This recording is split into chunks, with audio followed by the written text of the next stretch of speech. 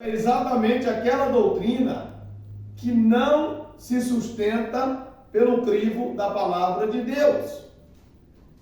Para que uma doutrina ela seja verdadeira, ela precisa passar pelo crivo da palavra. Não basta ter sido ensinada por um líder religioso, por um pastor, por um bispo, por um apóstolo. Ela precisa passar pelo crivo da hermenêutica, da interpretação bíblica, para saber se de fato ela tem sustentação, ela tem fundamento, ou ela é simplesmente um desvario de alguém que está, de maneira pretensiosa, buscando agradar os seus ouvintes, e por essa razão ele faz um malabarismo das Escrituras para que esses ouvintes se sintam confortáveis e permaneça lhes ouvindo. Veja, é claro que quando se falamos da verdadeira, é porque existe a falsa. Jesus falou muito sobre isso. Em João 15 ele fala que ele é a videira verdadeira. Então, se ele é a videira verdadeira, é porque existe uma videira falsa. É claro que nesse texto especificamente, ele está se referindo a Israel. Mas, quando a gente olha o trajeto da vida do apóstolo Paulo, ele sempre teve que combater os falsos mestres.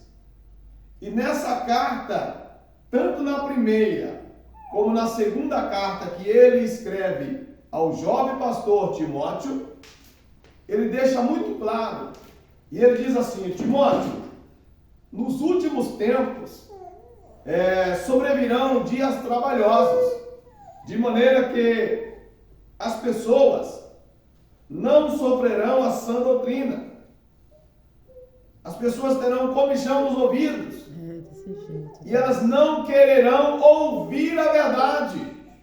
Veja, quando nós olhamos para a vida de Jesus Cristo, ele nunca buscou agradar os seus ouvintes, porque ele não veio para fazer a vontade dos ouvintes. Jesus veio para fazer a vontade do Pai.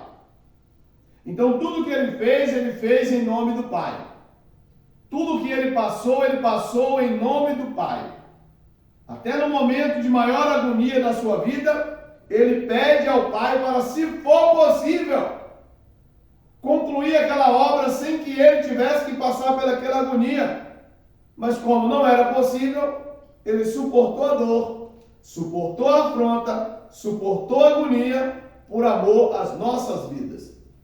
Então, não temos uma segunda via e nem uma terceira via. Só existe uma via, só existe um caminho. E esse caminho é Jesus. O caminho do céu é o caminho da santidade. E o caminho da santidade é um caminho estreito. Ele é estreito porque requer renúncia. Ele é difícil. O caminho para Jerusalém celestial não é um caminho fácil. Ele é um caminho difícil. E por que ele é um caminho difícil? Porque nós temos que lutar contra o nosso maior vilão, que é nós mesmos, os nossos desejos, as nossas vontades. Então, além de nós temos que salvaguardar a doutrina verdadeira, a gente tem também a responsabilidade de transmiti-la aos fiéis, para que esses fiéis aprendam e, após aprender, eles transmitam essa verdade para outros. Não existe aprender algo para não transmitir para ninguém. Quando se trata das Escrituras, a gente precisa aprender para transmitir. Você aprendeu? Aprendi. Agora, transmita a mensagem. Uma das razões pela qual aconteceu as perseguições é que foi o único meio da igreja se expandir. Porque quando essas pessoas fugiam para não morrer, eles não estavam fugindo para correr da morte. Eles estavam fugindo para preservar a mensagem. De maneira que quando ele chegava nas regiões a qual eles se destacavam, eles chegavam onde eles foi ameaçado em tal lugar e teve que sair para outro lugar, lá eles transmitiam a mensagem do reino. Eles transmitiam a verdade, porque eles tinham essa incumbência do Mestre Jesus. Ide por todo mundo, pregar o Evangelho a toda criatura. E os crentes do primeiro século, eles tinham isso em mente de fato. E a gente percebe isso na vida do apóstolo Paulo. Eles acreditavam piamente que eles conseguiriam pregar o Evangelho a todo mundo. E que após eles fazerem isso, Jesus Cristo viria para buscar a sua igreja. Uma prova disso é que o apóstolo Paulo, ele escreveu os crentes de Tessalônica, e quando ele escreveu sobre o arrebatamento, ele se inclui no arrebatamento. Ele disse: não vai ser assim, não fiquem preocupados, porque o arrebatamento, ele acontecerá com uma sequência de fatos. Ele disse: olha, primeiro vai acontecer que depois que a trombeta soar, os que morrerem em Cristo, eles vão ressuscitar primeiro. Depois nós, olha como ele fala, depois nós, os que ficarmos vivos, seremos transformados. Ele já quer ficar vivo. Então ele acreditava que o arrebatamento aconteceria nos dias dele. Então ele se inclui, ele diz: nós que estivermos vivos, seremos arrebatados, seremos transformados, ganharemos um corpo de glória como o corpo do Senhor e seremos arrebatados a encontrar com o Senhor nas nuvens, juntamente com os santos ressurretos. Então observe, o negócio é tremendo. Então temos essa missão de preservar a doutrina, de transmitir essa doutrina sem transigência nem corrupção. Ou seja, sem transgredir o mandamento. Transmitir exatamente da forma que nós recebemos. O Senhor Jesus, ele disse o seguinte: passarão os céus e a terra, mas as minhas palavras não passarão. Por quê? Porque ela é fiel e verdadeira. Jesus é chamado de a testemunha fiel. Deus fala no Velho Testamento: eu, Senhor, não mudo. Por isso vós, ó casa de Israel, não sois consumidos. Então, a mensagem ela é a mesma de Gênesis a Apocalipse. No livro de Apocalipse, o Senhor advertiu dizendo o seguinte: vocês não podem acrescentar nada a essa palavra, mas também vocês não podem retirar nada dessa palavra, porque se vocês acrescentarem, serão acrescentadas as pragas que estão escritas nesse livro. Mas se vocês retirarem, serão retiradas a parte de vocês do livro da vida, ou da árvore da vida. Então a palavra não pode ser transigida, ela não pode ser transgredida, não pode tirar e não pode pôr. É simplesmente transmitir a mensagem da forma que ela é. Porque Jesus Cristo, invariavelmente, ele não muda. Ele é o mesmo ontem, ele é o mesmo hoje, ele é o mesmo eternamente. Ele não muda. Então não tem como a gente querer mudar, pois ele não muda. Então a gente entende o seguinte: que baseado nisso que nós acabamos de ler e de falar, subentende-se então a necessidade do ensino bíblico para a igreja. Veja, já que é nossa responsabilidade salvaguardar a verdadeira doutrina, a doutrina original, bíblica, sem mistura, e também a necessidade é dada a nós de transmiti-la, porque o Senhor Jesus disse: ide, ensinai a todas as nações, ou ide e fazei discípulo. Discipular é ensinar. E para ensinar eu preciso ter aprendido. E o que Jesus está pedindo para o seu povo, ou ordenando ao seu povo para ensinar, é aquilo que eles aprenderam com ele, com as Sagradas Escrituras. Então nós aprendemos as Escrituras e nós transmitimos as Escrituras. Então é preciso que haja um ensino. É preciso que haja Tanto é que a Bíblia diz que quem recebe o dom para ensinar ou presidir, ele deve fazer isso com cuidado. E aquele que ensina, ele deve ensinar com zelo. Veja, existem alguns pontos aqui para a gente observar e a gente vai fazer a leitura de alguns versículos e certamente nós não teremos condição de ir mais além, de tão além por conta do nosso horário, mas eu gostaria de ver pelo menos uns 2 versos para a gente conceituar aqui.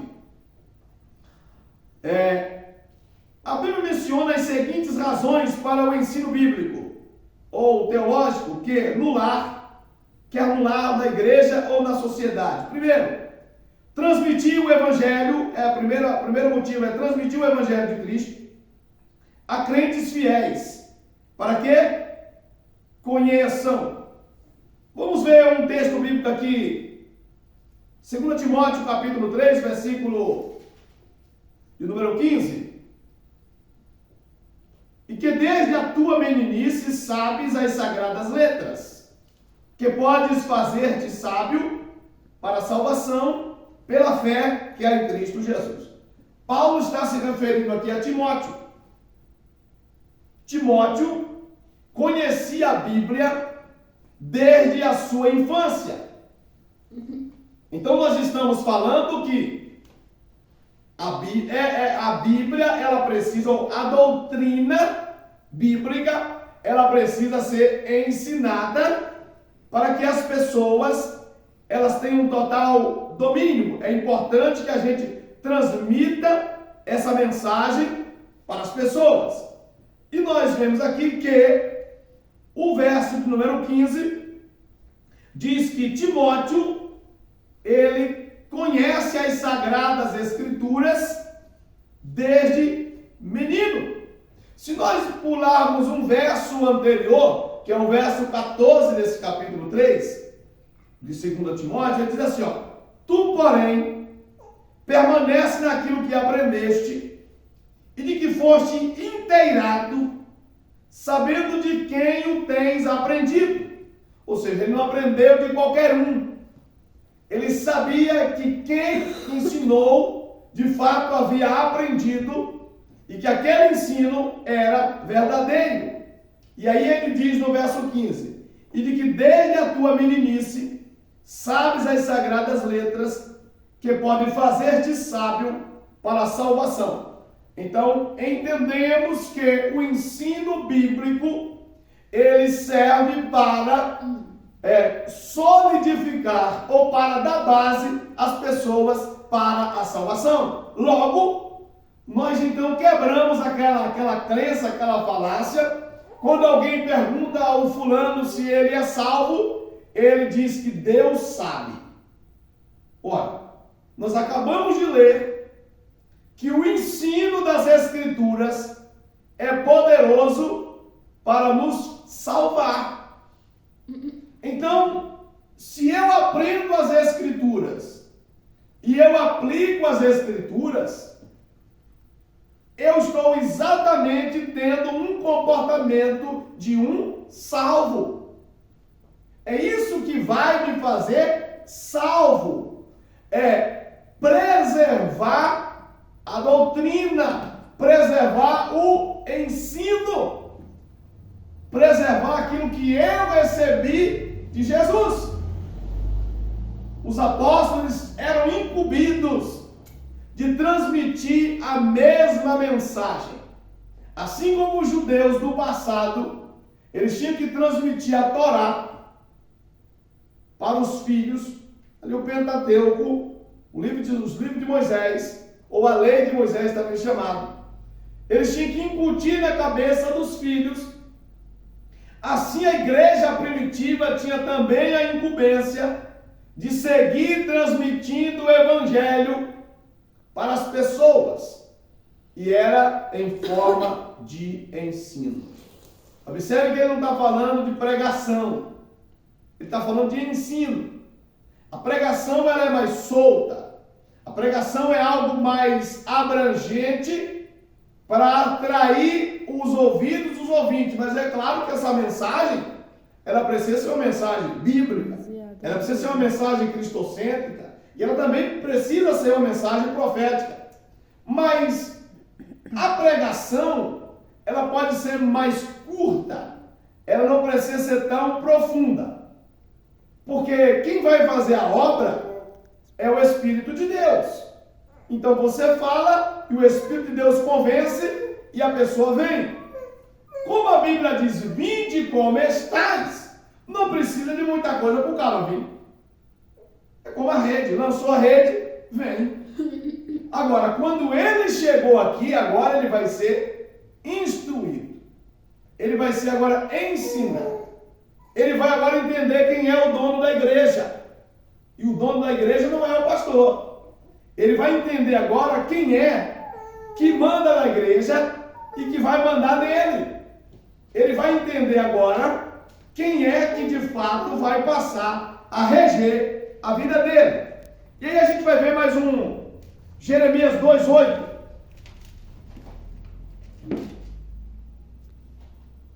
Jeremias 2:8.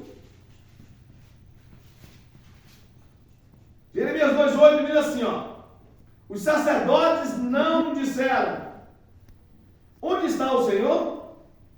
E os que tratavam da lei não me conheceram, e os pastores prevaricaram contra mim, e os profetas profetizaram por Baal, e andaram após o que é de nenhum proveito.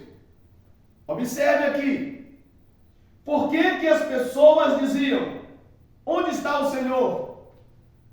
Eles deixaram de conhecer o Senhor. Deixaram de conhecer porque faltou a dedicação do ensino. Era preciso incutir na cabeça dos filhos. Eles tinham a obrigação de os pais ensinar aos filhos ao acordar pela manhã, ao caminhar durante o dia para o trabalho e à noite, antes de dormir, eles deveriam ouvir a palavra de Deus. Os filhos deveriam ser ensinados sobre a palavra de Deus. Para quê? Para que eles não fizessem uma pergunta como essa: onde está o Senhor? E aqui nós estamos falando que os sacerdotes estavam assim, os líderes estavam assim. Se os líderes estavam assim, imagina os liderados.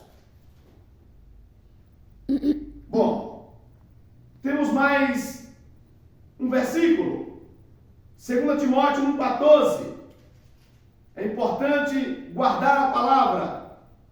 Guarda o bom depósito pelo Espírito Santo que habita em nós.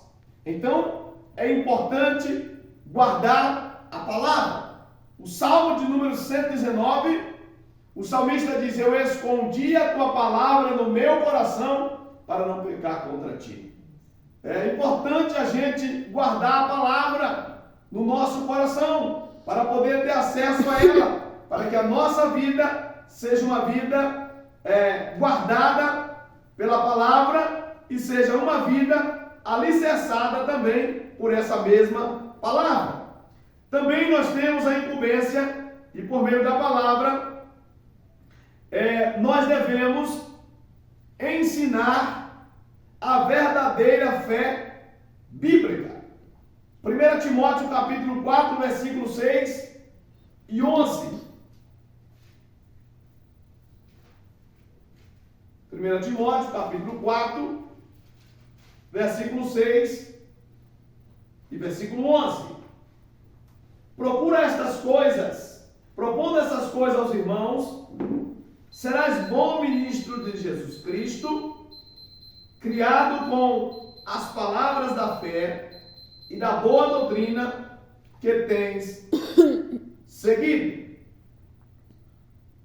Cadê o outro verso? Verso número 11. Manda estas coisas e ensina-as. Então, é a obrigação nossa ensinar a palavra, pois é o ensino da palavra que vai gerar estrutura. Nós estamos vendo pessoas que elas estão indo para a igreja, alguém está falando para ela de Jesus, mas tem falado de Jesus de maneira superficial. Tem falado de um Jesus que só dá coisas. Estão falando de um Jesus que só cura enfermidades, que não tem nenhum tipo de exigência. O apóstolo Paulo, quando ele escreve aqui ao jovem Timóteo na primeira carta, ele fala sobre fidelidade, fala sobre diligência. Então, nesse verso 6, ele diz: propondo essas coisas aos irmãos, serás bom ministro de Jesus Cristo, criado com as palavras da fé e da boa doutrina que tem seguido. Ou seja, a boa doutrina faz com que alguém seja criado ou formado um bom ministro de Jesus. O único jeito de nos tornarmos bons crentes é aprendendo a palavra, é se debruçando sobre a palavra para poder aprender. Debruçar-se sobre a palavra para... E quando a gente fala aprender, é aprender com o intuito de ensinar, de transmitir. E a gente só consegue aprender quando a gente é instruído e decide aplicar aquilo que nós aprendemos. E em primeiro lugar, a gente precisa aplicar na nossa própria vida.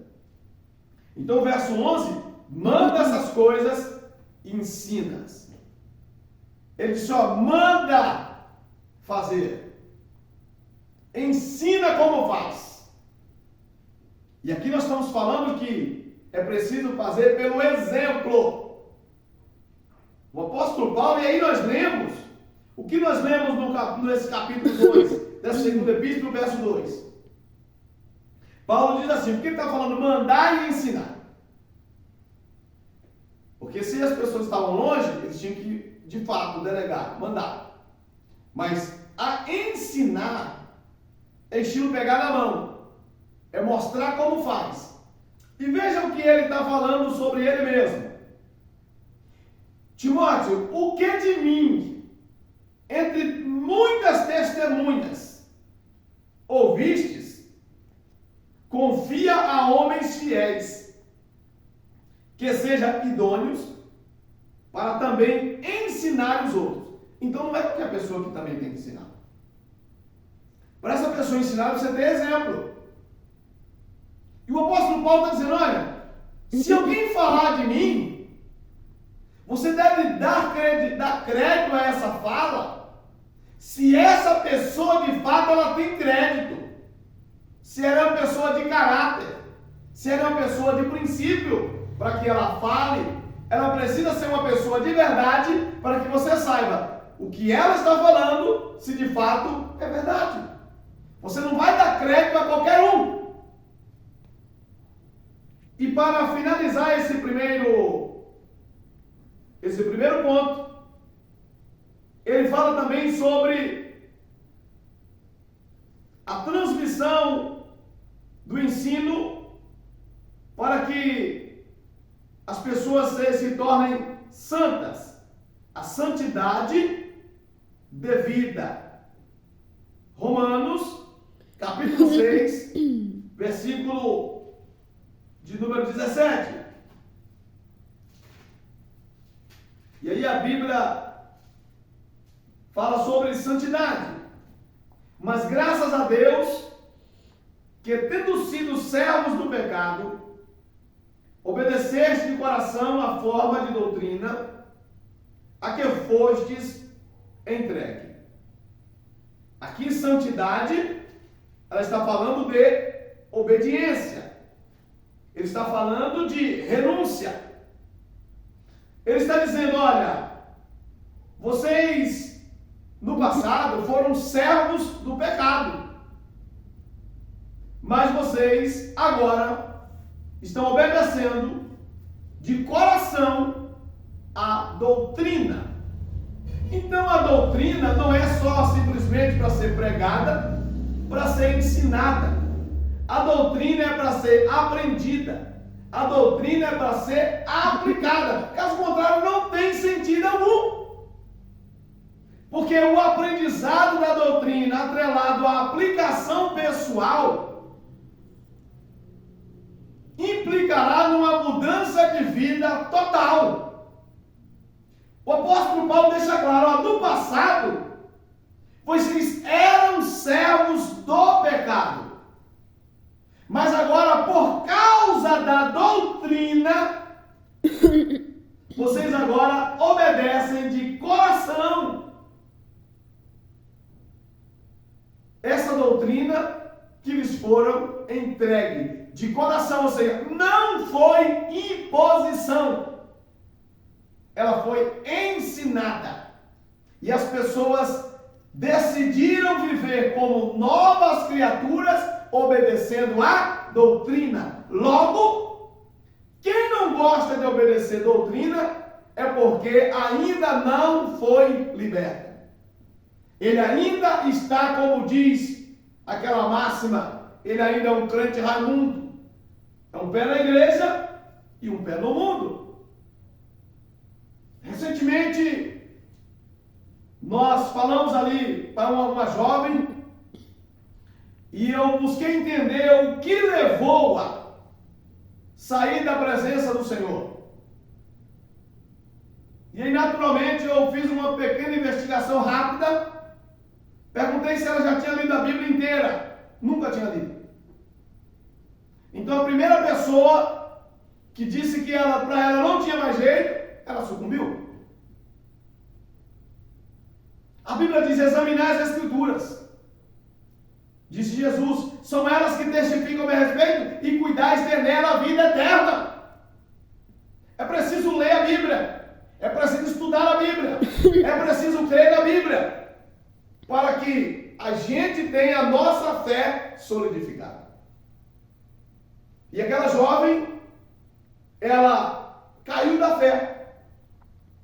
E caiu da fé porque não tinha raízes alicerçadas na palavra de Deus.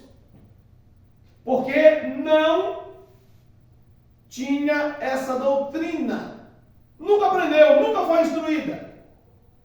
Então você imagina, o que essa pessoa foi buscar na igreja? Se ela nunca leu a Bíblia. O que ela estava fazendo na igreja? O que ela esperava? A casa dela estava completamente em cima da areia. E o primeiro vento, ela sucumbiu. E ali a gente falando de Jesus, mostrando que Jesus ainda tinha uma oportunidade para ela, mostrando nas Escrituras que não existe pecado que Jesus não possa perdoar, a não ser a blasfêmia contra o Espírito Santo, ou alguém que se torna obstinado ao ponto de não se arrepender. Porque Jesus não poderá salvar ninguém que não se submeta ao seu senhorio. E ela se entregou para Jesus ali novamente, e certamente houve festa nos céus, porque ela se reconciliou com o Senhor. Agora veja, esse ensino, esse recebimento dessa doutrina, ela precisa ser de coração. Ela não pode ser imposta. A mensagem ela vai ser pregada, que as pessoas queiram ou não, mas elas não poderão ser obrigadas a receber a mensagem. Nem Jesus não obriga. Jesus não quer que ninguém o siga obrigado. Ele só, se alguém quiser vir após mim, se quiser, negue-se a si mesmo. Mas, de um jeito ou de outro, vale muito a pena seguir a Cristo. Paulo disse que ele se tornou escravo de Jesus, por livre e espontânea vontade, porque ele entendia que Jesus era o melhor Senhor que ela poderia ter. E um outro detalhe aqui que eu quero falar para vocês. Essa jovem, eu perguntei, tinha escapado essa informação, por que ela tinha se afastado? E ela falou algo que eu já sabia. Quando ela começou a falar, eu já até me antecipei. Falei, você achou que poderia simplesmente sair da igreja, dar um pulinho no mundo, passear um pouquinho no mundo e voltar a hora que você quisesse?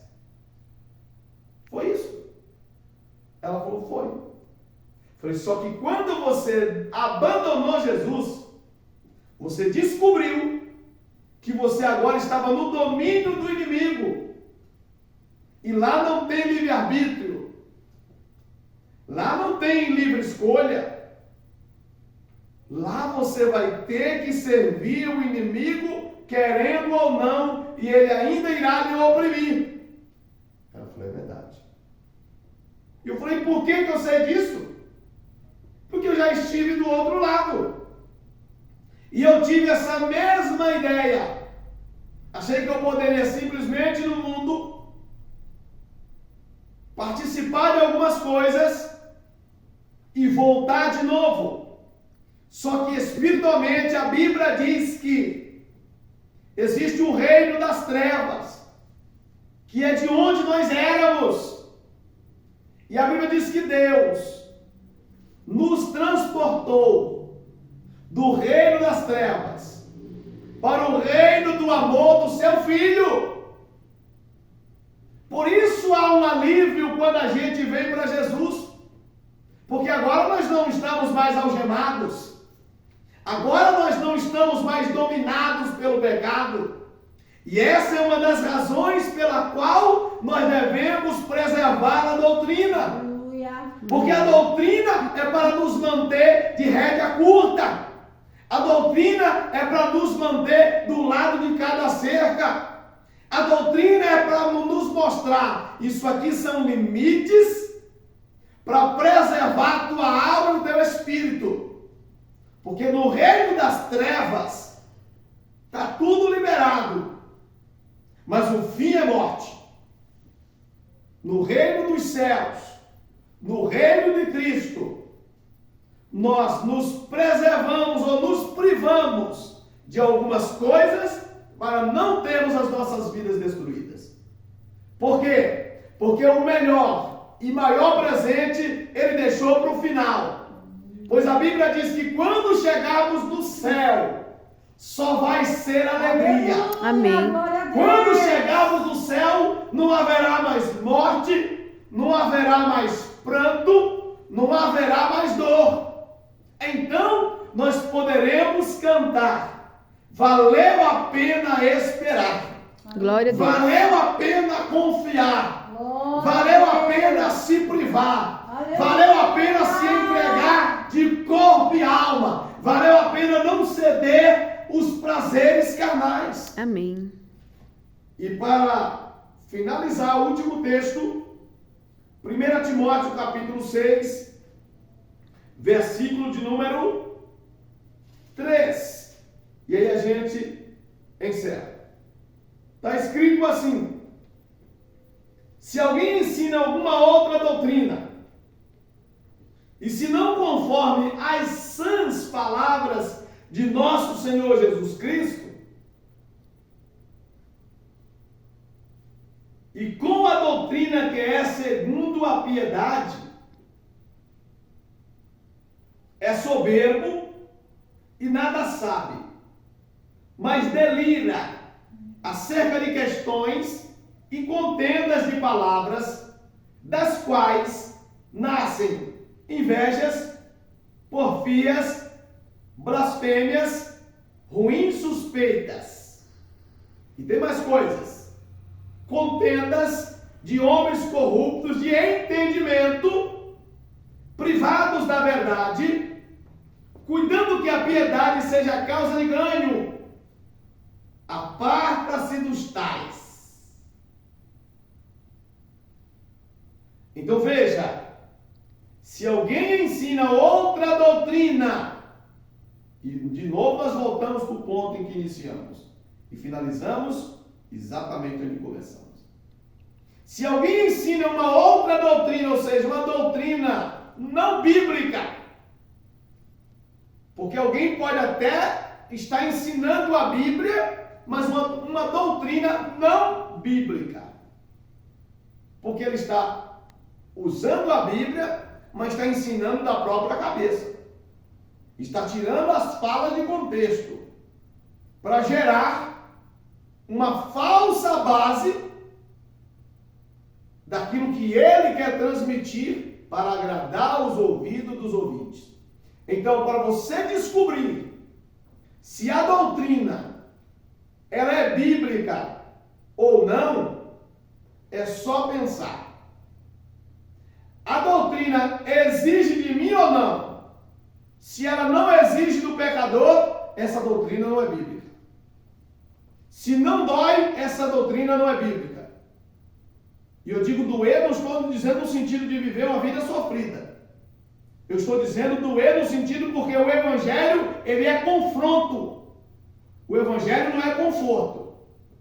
Primeiro o Evangelho é confronto. O conforto vai ser no céu.